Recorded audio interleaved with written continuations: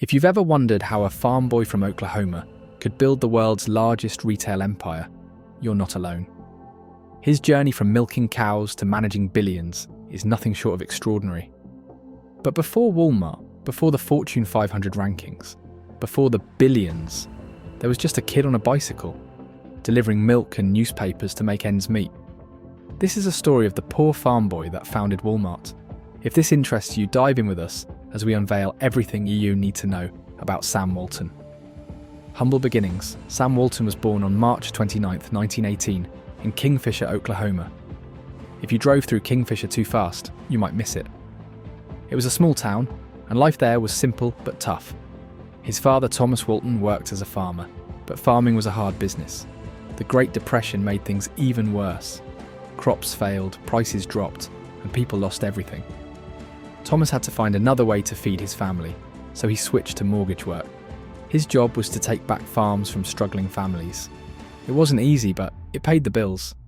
Sam grew up watching his father work hard, and he learned something important. Life wasn't fair, but hard work made a difference. From a young age, he had responsibilities. While other kids played, Sam worked. Every morning before the sun even came up, he milked the family cow. But he didn't stop there. He bottled the milk and delivered it to neighbours on his bicycle. Then he picked up newspapers and delivered those too. He found every way possible to make money. Even though he worked like a grown man, Sam didn't ignore school. He was smart and determined. He became an Eagle Scout at a young age, the youngest in Missouri at the time. His classmates saw him as hard-working and full of energy. They voted him most versatile boy in high school. Sam wasn't just a worker, he was a leader. But life didn't stay the same for long. The Walton family moved often. They never stayed in one place for too long, always searching for better opportunities. This meant Sam had to start over in new schools, make new friends, and adapt quickly. But he saw this as a lesson. Every new town taught him something different. He learned how people shopped, what they liked, and how businesses operated in different areas. These experiences shaped his future. While others saw chores as boring work, Sam saw them as lessons. Delivering milk and newspapers taught him customer service. He learned how to be on time, how to keep customers happy, and how to build relationships. He also learned that the more he worked, the more he earned. By the time he finished high school, Sam already had a strong work ethic. He knew the value of money. He knew how to deal with people. He knew that success didn't come from luck. It came from effort. He didn't have a big plan for his future yet, but one thing was clear. Whatever he did, he was going to work hard, stay disciplined, and take every opportunity that came his way. At that time, no one could have guessed that this farm boy delivering milk would one day build the world's biggest retail empire. But that's the thing about success. It often starts with small steps, early mornings, and a determination to do better every single day. A soldier turned retailer from military to business. After high school, Sam Walton attended the University of Missouri. He worked odd jobs to pay for his education. He waited tables, sold newspapers, and even worked as a lifeguard. He didn't mind hard work because he knew it would help him succeed. In 1940, he graduated with a degree in economics. With his knowledge of business and his strong work ethic, he was ready for the real world, but life had different plans. The United States entered World War II in 1941. Sam joined the military and served in the US Army Intelligence Corps. His job was to supervise security at aircraft plants and prisoner of war camps. It wasn't a glamorous job, but it taught him discipline and leadership. He learned how to manage people, handle responsibility, and think strategically. These lessons would later help him run his business empire. During his time in the military, Sam met Helen Robson, the woman who would change his life. Helen came from a well-off family in Oklahoma. She was smart, supportive, and had strong business instincts. They got married in 1943, and Helen became Sam's lifelong partner in business and in life. She believed in him, encouraged him, and helped shape his future ideas. After the war ended, Sam was ready to start fresh. He didn't want to work for someone else. He wanted to be his own boss. He had studied business, worked hard, and seen how companies operated. Now it was time to build something of his own. With a $20,000 loan from Helen's father and $5,000 of his own savings, Sam bought a small Ben Franklin variety store in Newport, Arkansas. It was a simple shop, selling everyday goods at affordable prices. But Sam had big ideas. Instead of running the store like everyone else, he decided to do something different. Most store owners at the time charged high prices and made big profits on each sale. But Sam thought, what if I lower my prices and sell more products? He believed that selling more items at lower prices would bring in more customers and create bigger profits. It was a risky move, but it worked. People loved Sam's store because they could buy what they needed at the best prices. His business grew quickly, and he became one of the most successful store owners in the area. But there was one problem. Sam didn't own the building where his store was located. His landlord saw how successful the store was and decided not to renew Sam's lease. Instead, he took over the business himself. Sam lost his store, but he didn't lose hope. He learned a valuable lesson. Always own your business space if possible. He promised himself that in the future, no one would take away what he built. Instead of giving up, Sam and Helen packed their bags and moved to Bentonville, Arkansas. There they would start again, this time with an even bigger dream: building the Walmart empire. Sam Walton did not let his early setbacks stop him. In 1950, he and Helen moved to Bentonville, Arkansas, where they opened a new store, Walton's 5 and 10. It was another variety store similar to his previous one, but Sam had bigger plans. He had learned from his experience and knew he had to own the property, so this time he bought the building, ensuring no landlord could take his business away. Sam didn't just sell products.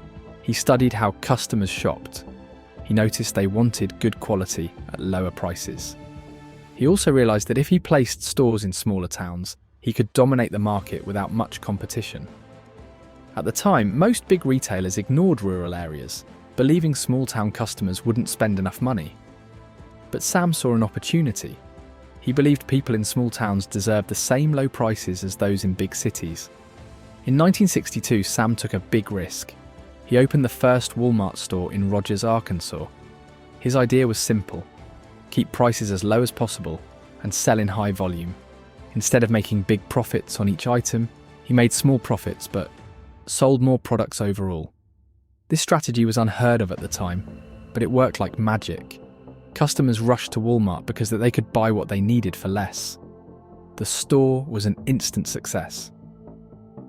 Within 5 years, Sam had opened 24 more Walmart stores across Arkansas, bringing in millions of dollars in sales. He expanded aggressively, opening stores in different states, always targeting small towns where other retailers wouldn't go. He made sure his stores were well stocked and customer friendly, but running a chain of stores required careful planning.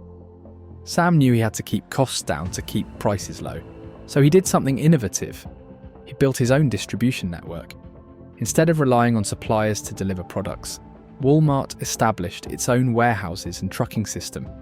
This allowed the company to move goods quickly and efficiently, keeping shelves stocked at the lowest cost. Another key to Walmart's success was its employees, whom Sam called associates.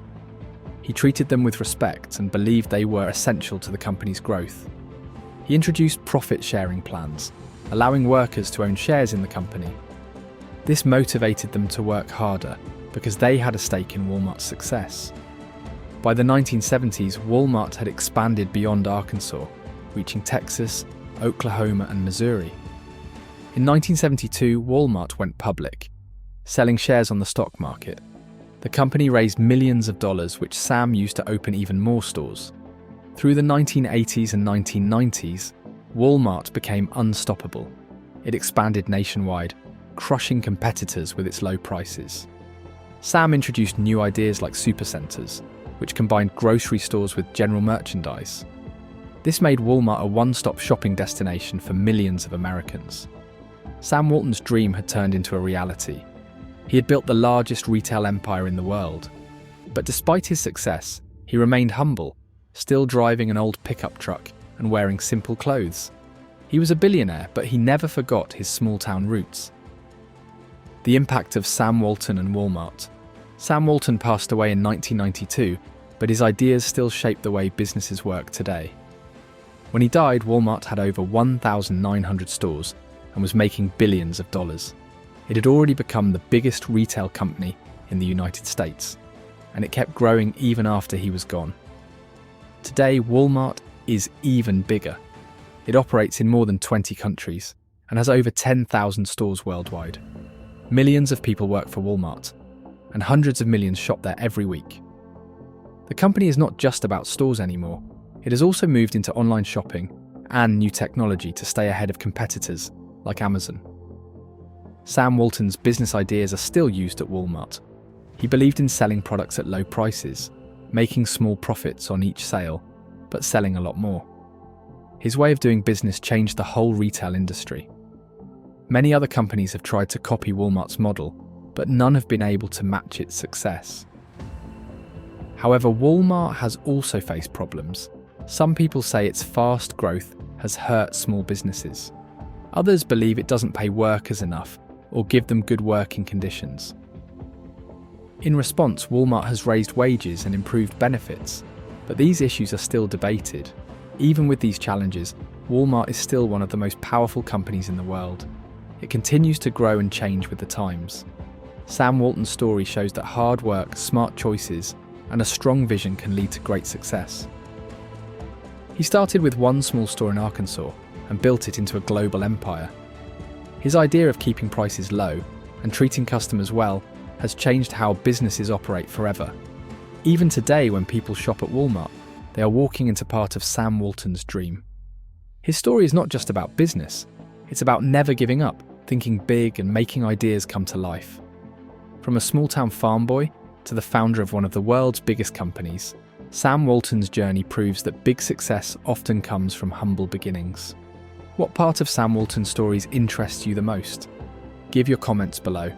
And don't forget to like, share and subscribe to get more videos like this.